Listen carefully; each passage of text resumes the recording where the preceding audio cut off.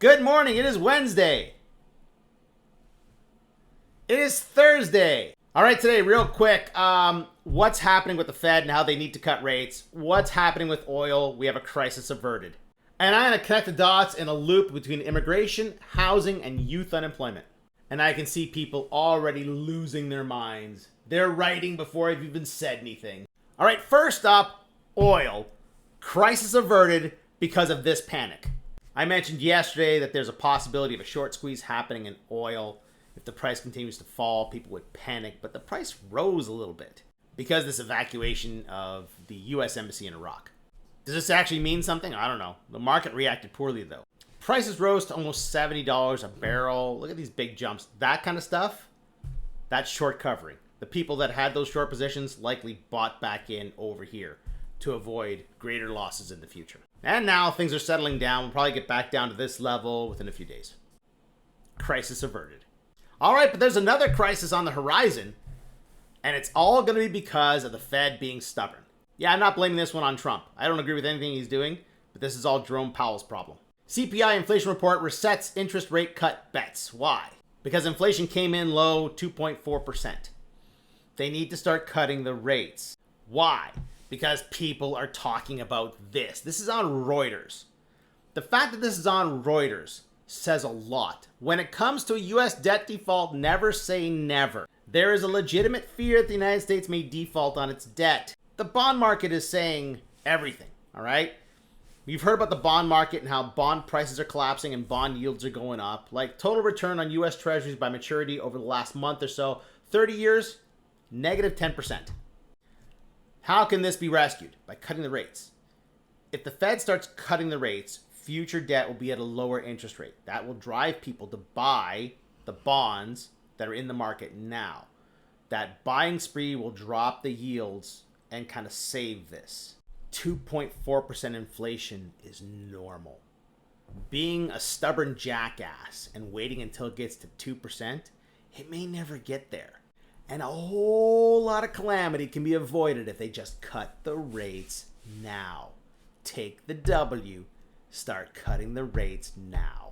All right, we need to get immigration back on track. Right now, there's a whole bunch of people on the right who are losing their mind because of this article. Oh, Canada brought in almost 1 million people in the first quarter. I am paraphrasing a comment that I got on Threads. It was very colorful, and I returned with some colorful language.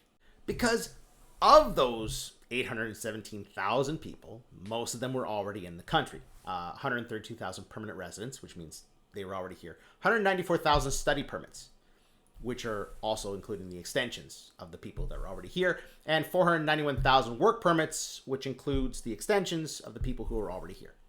And because immigration has slowed to a snail's pace, no one is buying the housing that we've created. CMHC warns of rising condo market risks as sales collapse and investor losses mount.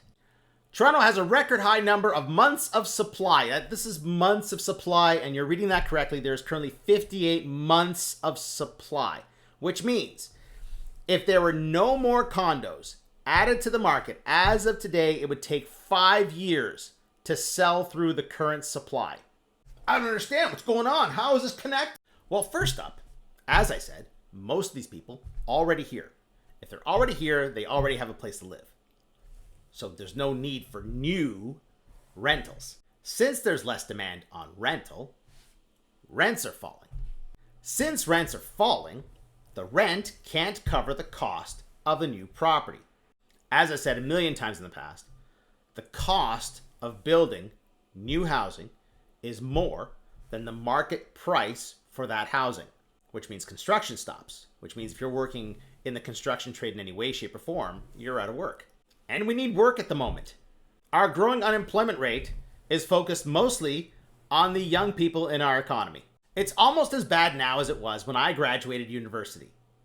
I know exactly what you're going through. Like, I went through program after program after program and was talked out of all of them because every program I looked at, business being the number one, no one was getting jobs. That's how I ended up in art. And oddly enough, by getting into art, which was the worst program to ever get into, that got me into video games and gave me a 25-year career. And things are going to get worse for youth employment. Behind the curtain, a white-collar bloodbath. AI is going to take away a bunch of entry-level jobs in the white-collar realm. One way to fix that is to get these people into blue-collar jobs, like construction, because there's going to be opportunities popping up. Look, if the name doesn't give it away, I'm Italian. I have a mother here and a sister here. The rest of my family is in Italy. So I know what's happening in Italy quite well. Very xenophobic. They don't want immigrants in Italy. And they have a problem. I mean, they have an immigration problem. They're getting the wrong kind of immigration. A lot of refugees, a lot of migrants. It's a problem. But they also have an aging population, and the youth don't want to stay in Italy because the market for labor is shit. Because the government doesn't want to keep any of the immigrants that are coming in. They just want them to move on through. I've said this before. I'm going to say it again. It should become a mantra. The employee of one business is the customer of another business.